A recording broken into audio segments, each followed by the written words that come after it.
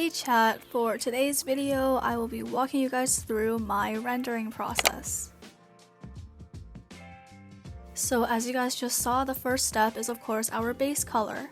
Except what I like to do is color the entire inside of the character silhouette with a gray color and then clipping all of the individual pieces onto that base color. You will see why I like to do that in a second. I don't really have many tips for choosing base colors. I just keep them relatively neutral and have them look good, but it doesn't really matter if they don't because I will be clipping a shadow layer over them anyway.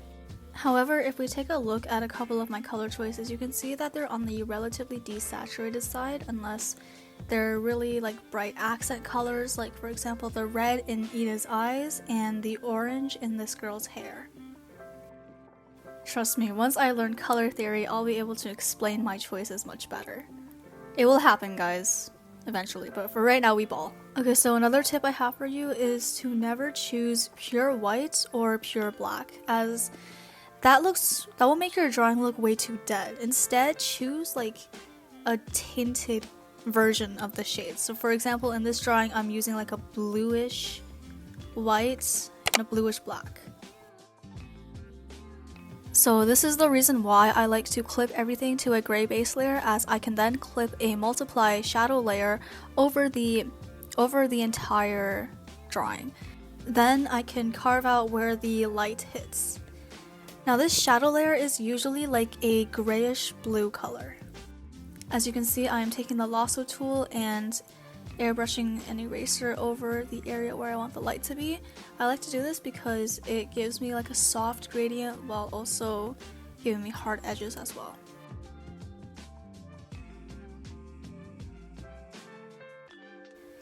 Now, if you're unsure where the light hits, feel free to pull up Pinterest and pull up a reference. References are lifesavers, guys. Don't be afraid to use them. Okay, so you might have noticed that the bluish gray on its own still looks a bit dead. So now I like to take a pinkish color and airbrush on the shadow layer right next to where the light hits. This makes the shadows much more alive. And now you can watch me struggle to remove that little white spot there for like 5 minutes. I eventually figured it out. It was a pain.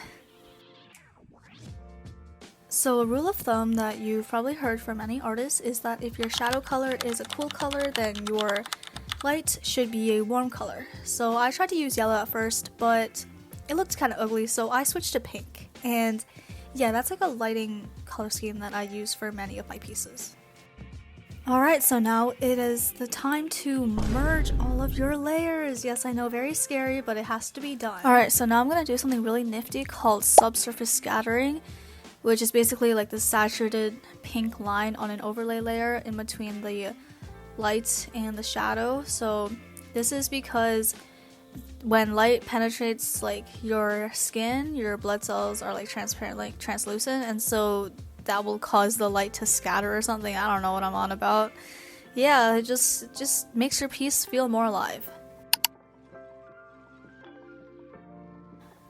Okay, so I don't really know how to explain this part of my process.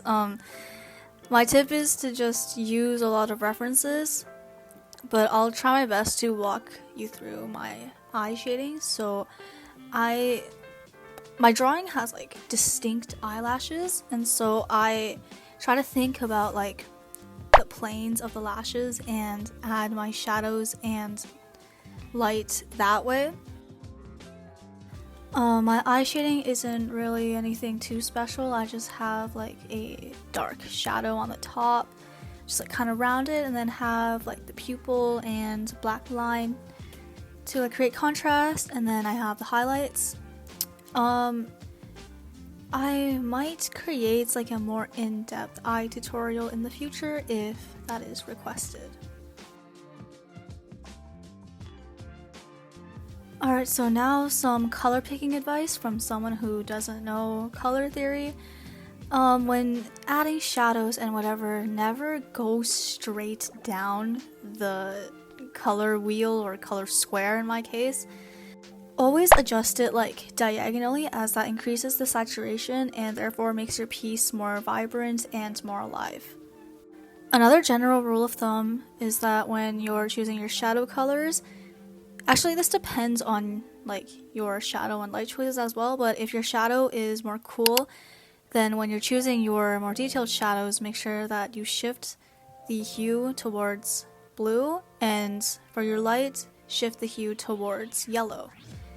If it's the opposite, if your shadows are warm and your light is cool, then yeah, do the opposite. By the way, if you're enjoying this video, please consider subscribing, as there will be many more tutorials in the future.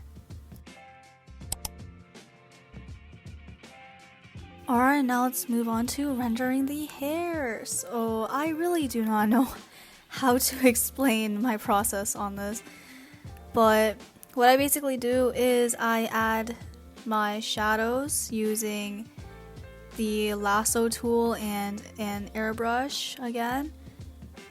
And I also like to create new strands of hair to make it look more detailed and more messy, as well as defining my existing like groups of hair.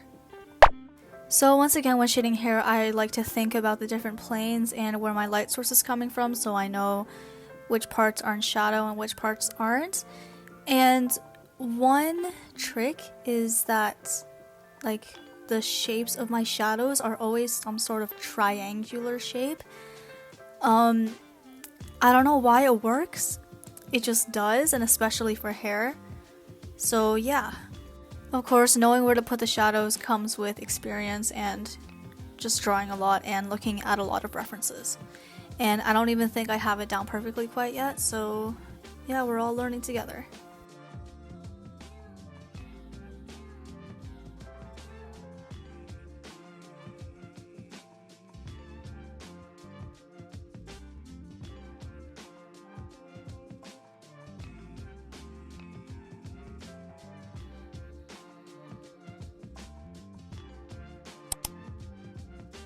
Alright, so we're finally onto the final stretch. As you can see, I did add some saturated bluish purple on the ends of the hair where the light was hitting, so I thought that made the piece look a bit more lively. And I'm also adding the typical anime highlights, anime hair highlights. It's on an add layer and the color is like a bluish purple. I like to blur the ends of it, as I think that makes it look less harsh. And of course I add my signature random dots everywhere. And I'm adding the face shadows, thinking about where the light source is and where the shadow would be cast.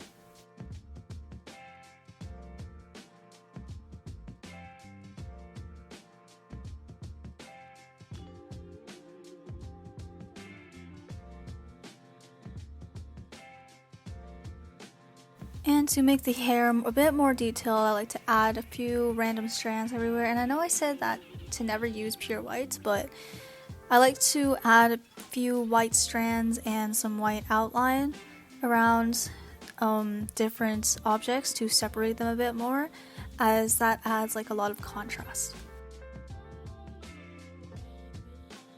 And lastly, I decided to up the contrast between the shadow and the light by adding a add layer and airbrushing a pinkish color over the light areas. Of course, we can't forget about the special effects. So first of all, chromatic aberration. I added it on one side of the drawing where there was where the wind was blowing, where the hair was blowing, and then I added some color filters on a vivid light layer. I added like an orange hue to the entire drawing, and lastly, of course, my overlay, my light leaks overlay from Google. Yeah, those are the final touches, and with that, we are finished.